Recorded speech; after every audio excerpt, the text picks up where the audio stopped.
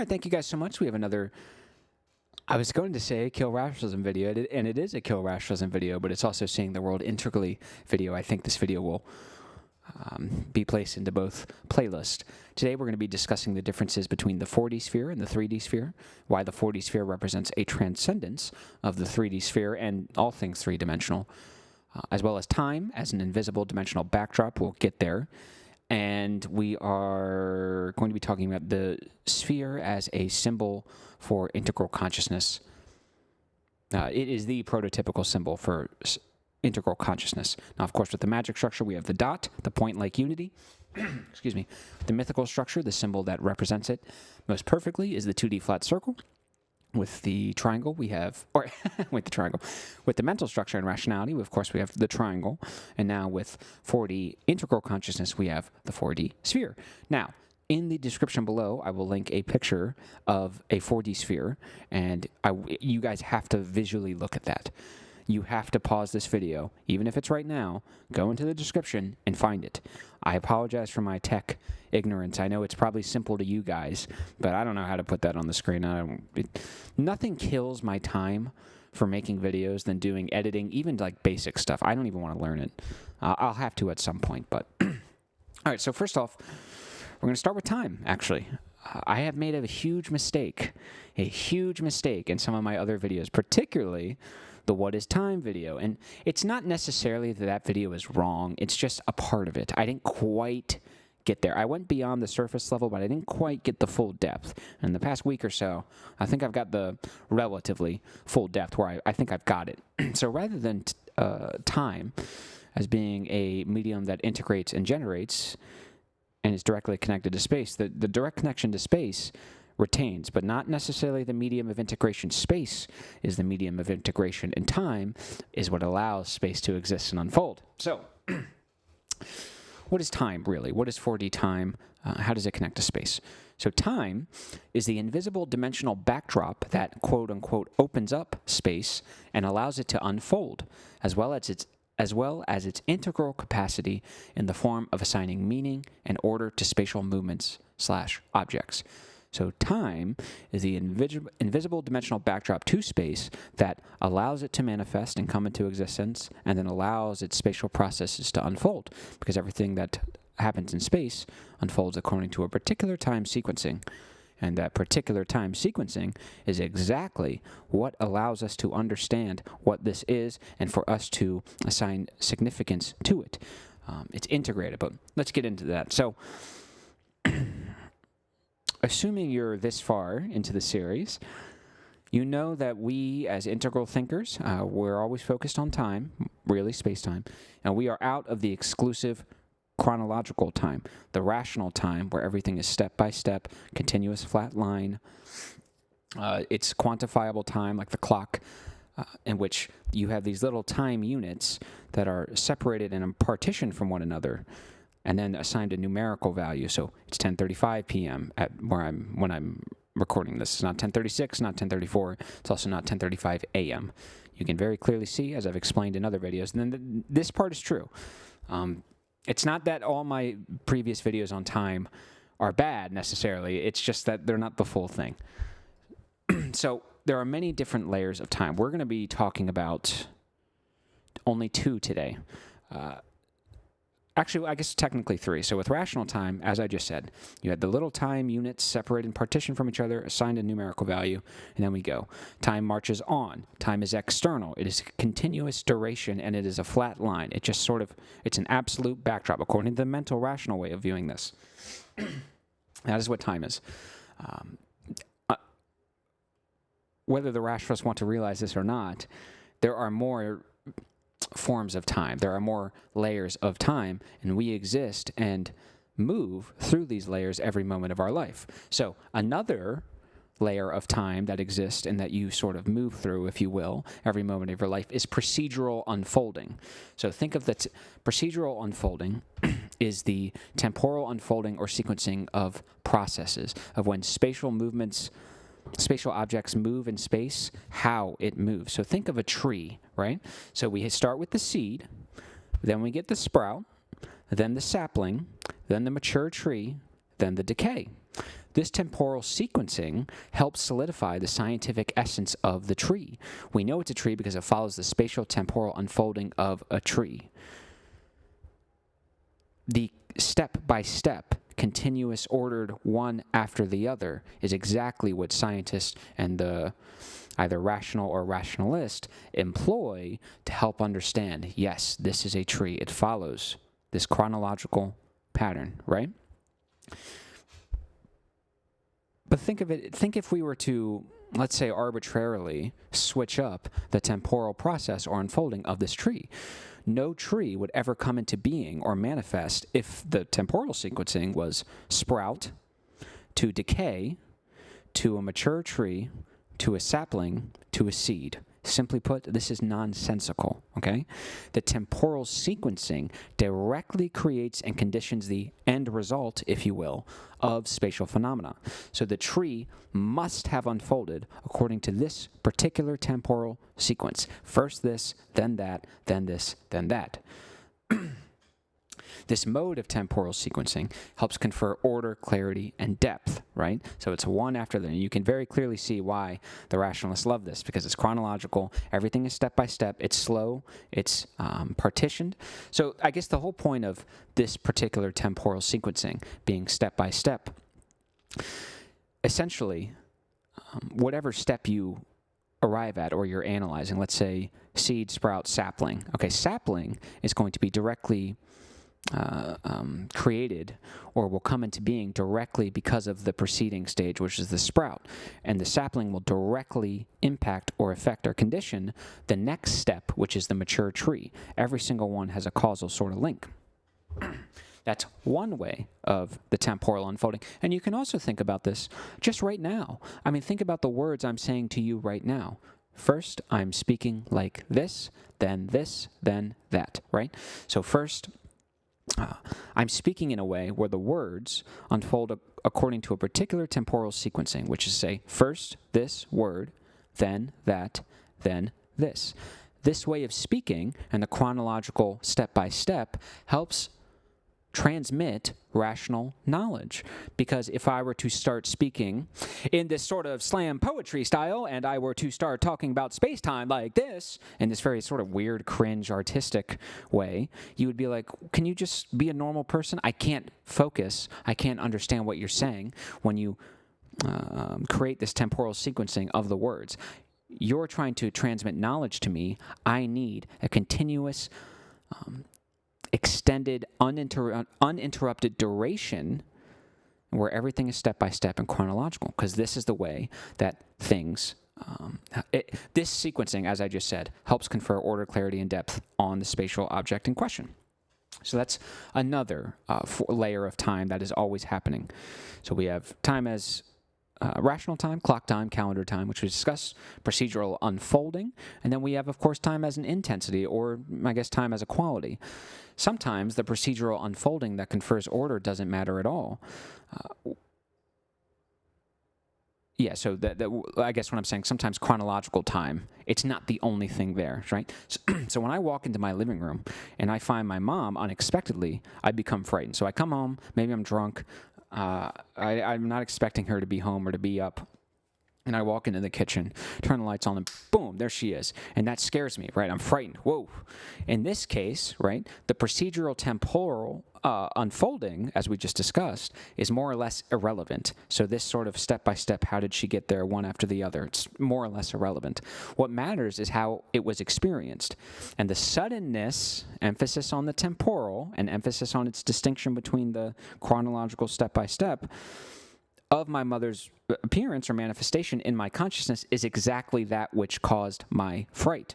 If I knew in advance my mom would be there, I wouldn't have been frightened because I obviously had tons of experiences, emphasis on the temporal, with her in the past, making this experience normal and entirely forgettable. It is that she appeared suddenly. That was integrated, and that is what caused the fright. Again, if I would have spent all this time, emphasis obviously on time, thinking or expecting my mom to be there, I'm not going to get scared at all. It's the suddenness. It's not just my mom. You don't just say, oh, my mom scared me. No, it's your mom's sudden appearance to you when you weren't expecting it. That's what scares you.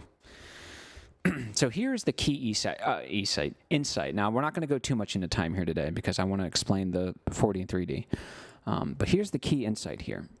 The procedural unfolding of my mother's existence in the kitchen didn't go away. It's just not how it was experienced by me in the moment, which is to say both of these layers exist and we move through all of them and they all integrate to form a human experience.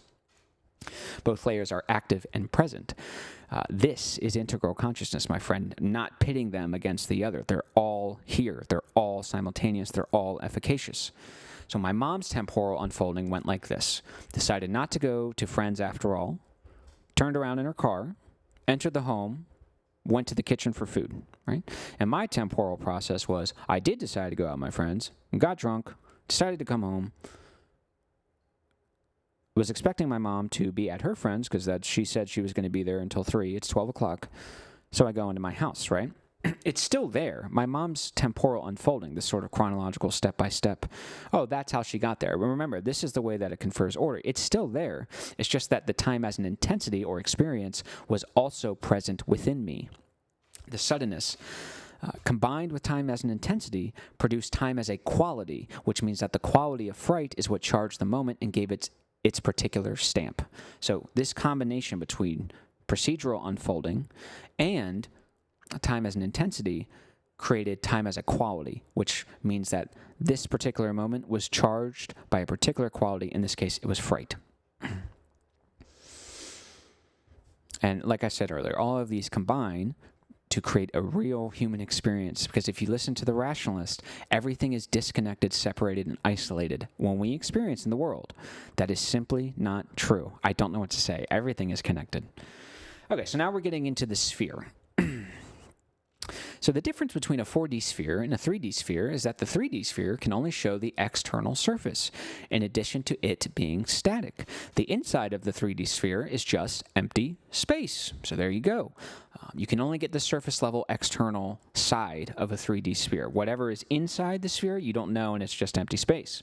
Now the 4D sphere, on the other hand, shows the external and internal, that is rendered transparent, which is full of content and connects or integrates the two, as well as being in constant motion. So with the 4D sphere, you have the external surface, that's still there, but what you also have is the inside of the sphere has been rendered transparent, and you can actually see in it. And not only can you see through it, what you see when you see through it, it's not empty space. There is content in there, and there are little bars connecting the external and the internal. We'll get there. It's the perfect distillation of the difference between 3D consciousness and 4D consciousness. 4D consciousness takes the 3D and penetrates into it, penetrates into that empty space and finds the content that has been there but has been hidden by our rational faculties. Again, please go look at that picture in the description. So in our life, this means that everything external is a point to be integrated by our internal potencies or aspects. My water bottle, my little book here, my post-it notes, you guys, my camera, my laptop, all of these are external points that need to be integrated. Everything external is a point to be integrated by our internal potencies or aspects. So all these external points are going to be connected to and integrated our internal points, which makes sense because when I go out or when I walk into the kitchen and I see my mother, I don't just have this sort of flat, robotic nothing. I felt fear. I felt fright. I was directly, spontaneously connected to that. And the bars that connect them, if you will, the external and the internal, are constantly changing, all in accordance with the movement of time. All movement presupposes a particular temporal sequencing. So let me try to reread that again, because I took a couple breaks. So in our life, this means that everything external is a point to be integrated by our internal potencies or aspects. And these bars that connect them, if you will, are constantly changing, all in accordance with the movement of time. All movement, again, presupposes a particular temporal sequencing. That does not have to be chronological time. That's a rational way of doing it. Not necessarily a bad thing, but so the points in that 4D sphere that you see in the description, all the points are spatial phenomena. The bars that connect the points is time. That is what time is. Time is the invisible dimensional backdrop connected to space that opens it up and confers order and meaning to it. It is the dimension that allows reality to be realized as a whole and not just a limited part, as Gebser has made clear in his rendering transparent of rationality. So whether it's the procedural temporal unfolding of time, or time as an intensity or quality, in addition to rational clock time, or it's the combination of all of these, time is what reconjoins and integrates the static and divided spatial phenomenon. When we have an experience outside of rational analysis, we perceive it as a continuous, holistic, integral event unto itself. Things happen too quickly and automatically for the purely rational way of perceiving things to be accurate. In the rationalist view, everything is static and separate from each other, which is obviously not how life is experienced. Life is experienced irrationally, that is, say, without rationality, meaning the simultaneous presence and integration of all the different layers and phenomena of space and time affords us the ability to, if non-consciously, experience the integral whole that is life. That is, all of the time forms mentioned, including others that haven't been, combine and integrate, allowing spatial phenomenon to be connected. In life, the internal and the external are always co-present and integrated automatically, not statically divided and separate in which one negates the other. Plus, this all happens in perpetual motion, which is to say, according to some time sequencing, in our case, a rapid one, and we know that it unfolds according to quantum mechanics. That is, moment to moment, not a flat line. What I'm saying here is that time unfolds according to quantum mechanics. Each moment is like a little energy packet that is qualitatively distinct in terms of scale or energy, or maybe even quantitatively distinct in terms of energy from the moment that preceded it and that will proceed it. Not the chronological flat line. That is a way of interpreting it, and that's fine because it helps confer order, as mentioned, but it's not the only one. So plot twists are a really obvious example of this moment-to-moment shift. Some moments were charged by anticipation of one thing, then the twist happens, and the preceding moments are changed by anything ranging from joy to hatred. It's a good example. I was feeling excitement, I was feeling tense, I was feeling engaged. Then, emphasis on the temporal, the twist happened, and then all my excitement and all that was inverse. And all of a sudden I became frustrated and angry. How is it possible? If time is a purely flat, straight line, in which each moment, I guess, is equal to each other, it's an absolute backdrop, how is it possible that these three moments that took place in rapid succession were all charged by different qualities, and they were so distinct from one another? It cannot happen. It can only happen according to quantum mechanics. Another example. You walk into a room feeling calm and suddenly, emphasis on the temporal, see someone you didn't expect to see and get scared. Oh, wait, I already did this. Oh, actually, I take it back. So let's do the scenario with my mom, right? So I saw my mom, got scared. Let's say I do the exact same thing, but I go into my place and I have a buddy who I didn't know was there for whatever reason. He's there. He just let himself in. So same things happen. I walk in, turn the lights on, see him, I get scared, right? But then I realize, oh, that's my idiot friend. And we start laughing, right? So one moment, I was calm, normal, maybe a bit inebriated, having a good time. And then I experienced extreme fright. Then I experienced extreme joy and kind of kinship with my buddy. Again, this only happens according to quantum mechanics. Calmness, fright, joy, all in quick succession. You can't have that under the rational stuff. Okay. So, of course, it's not just the spatial points being integrated, but the temporal unfolding of the spatial points. In our last example, the suddenness of seeing your mom is precisely what caused the fright, as I mentioned earlier.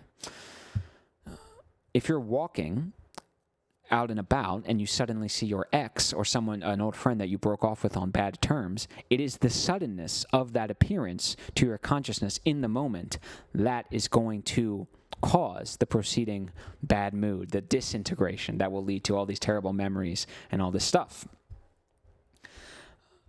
But it can also go the other way, right? So I don't want it to seem that suddenness and its ability to strike being into existence rapidly, rather than chronological times and the procedural unfolding, which allows being to unfold step by step, moment to moment. Suddenness strikes being into existence. And that can be a point of disintegration because humans sometimes struggle with suddenness.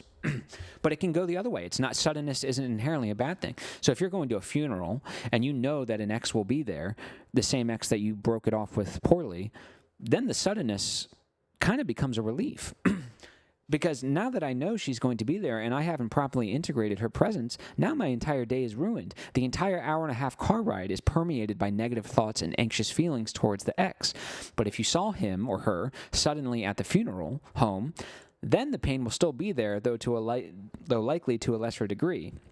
So I'm a wreck now. I'm an emotional wreck because the entire past 3 hours I've been nervous to meet this ex. How much better would it have been if I was ignorant for those 3 hours and I only realized that my ex would be here in a sudden moment? I think that would be a whole lot better. Besides, and you can just say, well, all I have to do after you see your ex suddenly is just get through this funeral and then I never have to see him again or her again. You could do this with knowledge of his presence. So in theory, you could also do that if you had knowledge 3 hours beforehand that she would be there. But the extended duration of this car ride that is uninterrupted by spatial movements and objects that will keep you focused on other things, which is to say this sort of hour-and-a-half ride, you're going to be ruminating on this. It's an extended duration uninterrupted by necessary relief in this case. The time itself is what allows the feelings to unfold and exist and manifest at all. You have to start integrating the temporal unfolding of what happens and not just what happens. So if you have been thinking about her, thus avoiding the pain of doing so, then the relatively quick temporal succession of the funeral will come as a relief. It's like, whew, man, that sucked, but let's get over it. Now, in a measurable sense, clock time, which is a layer that is present, it's just these other layers I've mentioned are also present, will pass at the same rate for people who adopt either viewpoint. But in terms of time as the medium of integration, and perhaps time as an intensity, those who allow their disintegration to unfold over a long period will be worse off. They have to interrupt the long temporal unfolding by a proper integration.